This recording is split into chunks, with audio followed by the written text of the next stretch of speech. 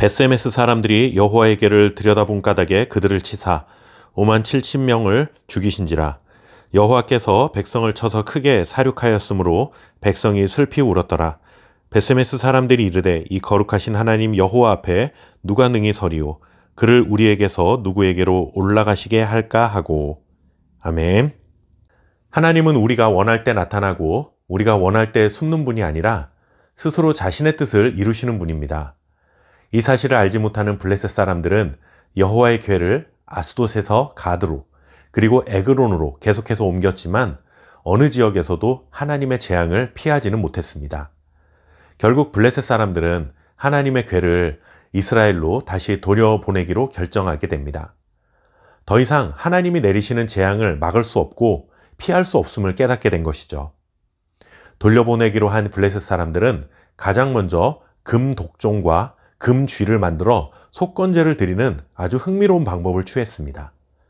이방인들이 하나님 앞에 제사를 드리는 놀라운 장면이지만 겉으로 보이는 것과는 달리 여전히 하나님이 누구신지 깨닫지 못하는 영적으로 무지한 블레셋 사람들의 모습을 발견합니다.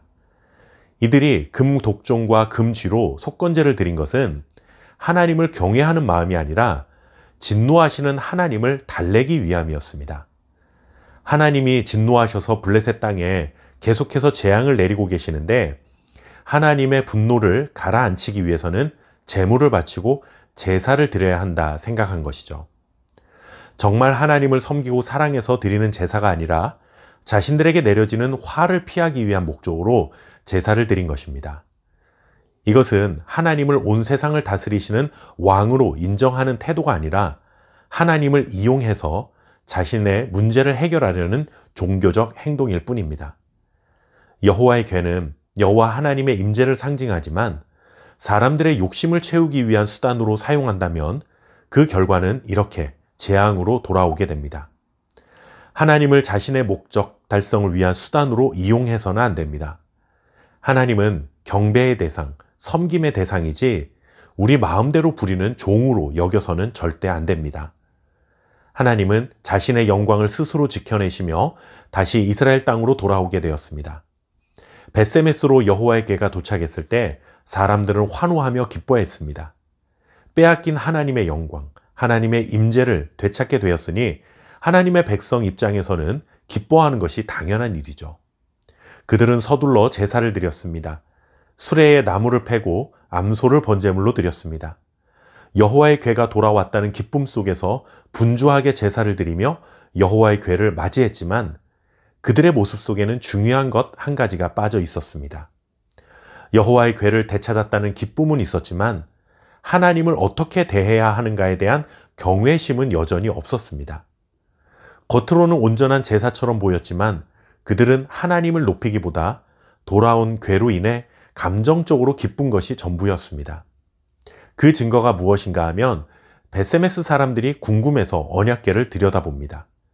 궁금해서 그랬는지 너무 기쁜 나머지 그랬는지 정확한 이유는 알 수 없지만 여호와의 궤를 함부로 들여보았다가 많은 사람이 죽임을 당하고 맙니다.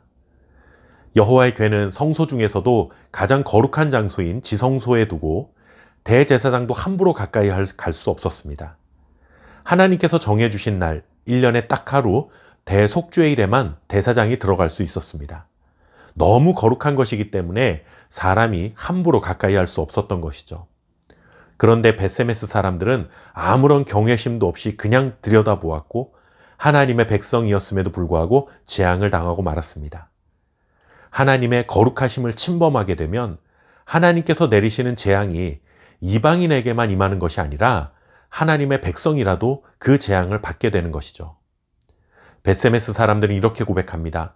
이 거룩하신 하나님 여호와 앞에 누가 능히 서리오. 하나님의 거룩하심에 대한 찬송이 아니라 누가 하나님 앞에 설 수 있겠습니까? 이렇게 다 죽으니 아무도 설 수 없다는 절망적인 외침이었습니다.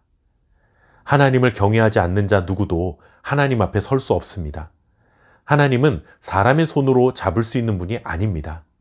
하나님의 임재는 경외심 없이 그를 바라보는 자들에게는 심판으로, 겸손히 엎드린 자에게는 은혜로 임하게 됩니다. 아무리 하나님의 백성이라 해도 하나님의 거룩함을 가볍게 여길 때 하나님의 임재는 더 이상 축복이 될 수 없습니다.